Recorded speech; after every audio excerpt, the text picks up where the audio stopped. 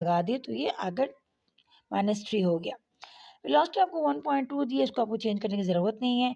Radius आपको दिया है 6 सेंटीमीटर, आपने अगेन चेंज किया मीटर में।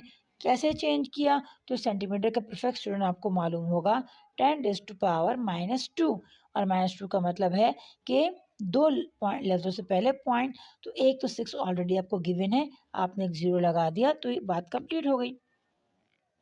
आपको रिक्वायर्ड क्या है? आपको मालूम करना है centripetal acceleration and centripetal force.